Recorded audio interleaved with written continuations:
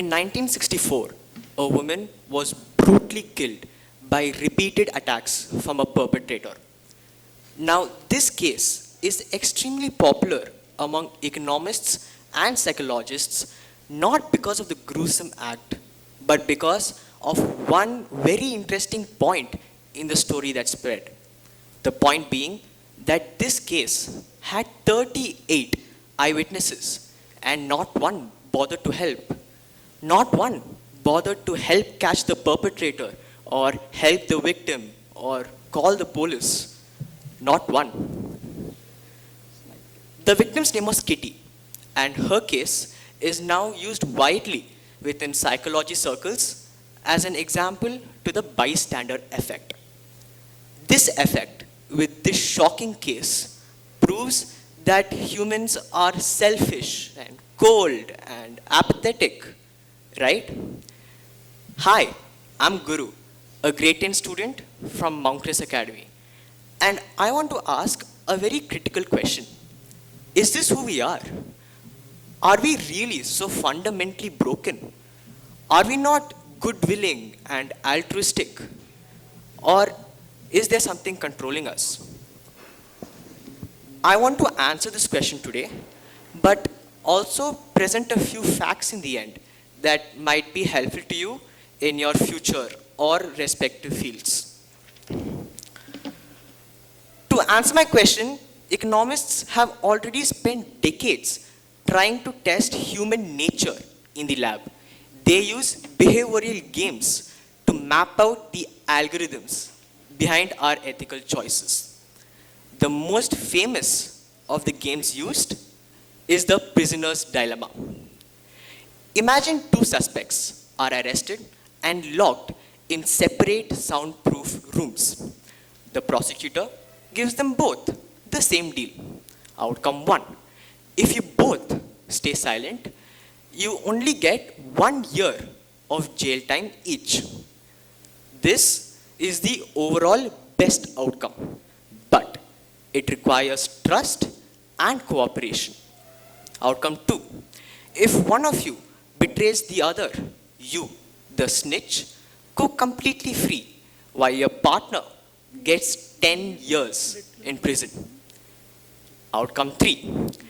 As a third option, if you both betray each other, you both get 5 years each. Here is where the math gets really interesting. Let's look at this from a completely unbiased perspective. If you think your partner is going to stay silent, your best move is to betray them, because 0 years is better than 1. But on the other hand, if you think your partner is going to betray you, your best option is to still betray them, because 5 years is better than 10. No matter what the other person does, your best move is to betray them. The game shows that even if you want to do the right thing, the circumstances decide if you actually get to follow up on that intention. But humans aren't always that logical, are we? We sometimes don't even know what the best outcome is. Well, that leads me to the dictator game. In the standard dictator game, a researcher gives the dictator $20, and the dictator is told they can share any portion of that money with a completely anonymous stranger in another room. The dictator can give it all, give half, give some, or keep it all. When economists first ran this, the results were thrilling. About 70% of people chose to give at least some of their money away. The takeaway was obvious. Humans are naturally good-willing. Even when no one is forcing us, we share. Then, an economist named John List came along. He realized the lab was a vacuum, and he needed to see what happened when he introduced real-world variables into the game. Here is his variation number 1, the option to take. List ran the same game again, but with one tiny tweak. The dictator could give some of their money away, or they could take $1 from the stranger's pocket. The moment taking became an option, the giving essentially stopped. Only 10% of people chose to give some money away, while a massive portion chose to steal the dollar. This variation shows us that altruism is extremely fragile. Here is his variation number 2, earning the money. In the real world, money doesn't fall from the sky. So List ran another variation where the dictator had to earn the $20 by doing a tedious task. This could be folding clothes for 30 minutes. Once the dictator had to trade their own time and labor for the money, the altruism almost completely evaporated. Almost no one chose to give the dollar. The takeaway is clear. Altruism is highly conditional. In a vacuum, when it costs us nothing, we choose to give. But in the real world, we respond to the parameters of the situation we are in. Here is my point. This isn't just about some $20 in a lab. This has life and death consequences. Take a look at the US organ donation system. In the US, they rely entirely on goodwill. It is illegal to compensate a donor.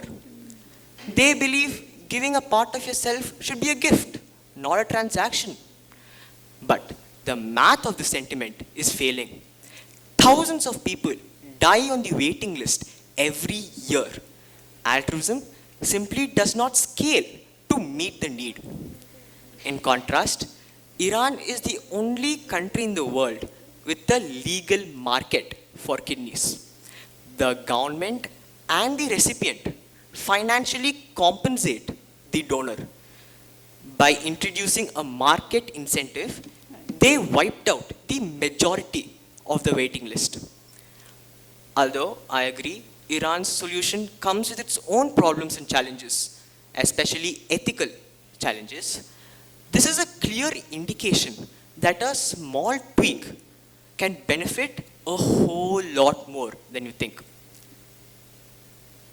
The data points to a difficult realization. Incentives can solve problems. Altruism alone cannot. So, does that mean our initial assumption with the murder case was right?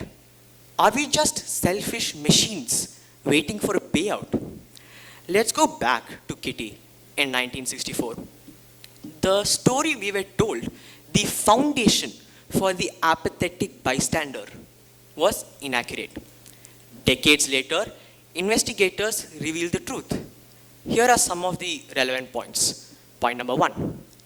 There were not 38 eyewitnesses. Some people only heard the street, only heard the noises and couldn't see the street. Point number 2. People did call the police. Phone records show that a call was made while the attack was happening, but police dispatch failed to respond appropriately. Point number 3. Neighbors did intervene. A man shouted from a window, scaring the perpetrator away. A woman named Sophia ran out of her apartment and held Kitty in her arms until the ambulance arrived.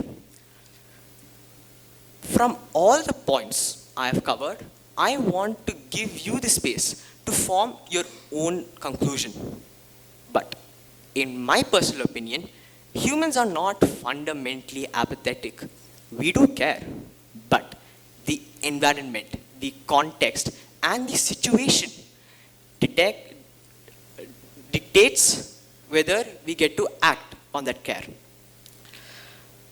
Now, before I end my talk, here is something that could be useful to you. We often design our world for two extremes.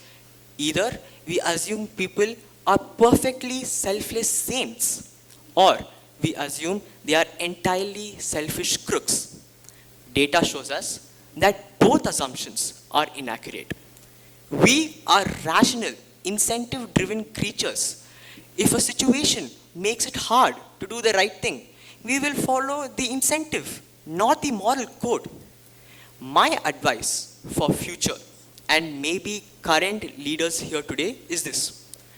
Stop designing systems based on how you wish people behaved.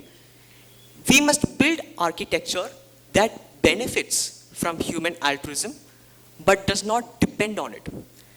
When we align our systems with actual human behavior, we not only solve problems, we benefit those who show signs of goodwill.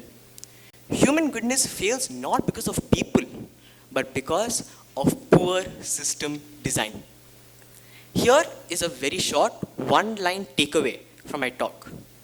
If you want to build a better world, don't hope for better people, build better systems.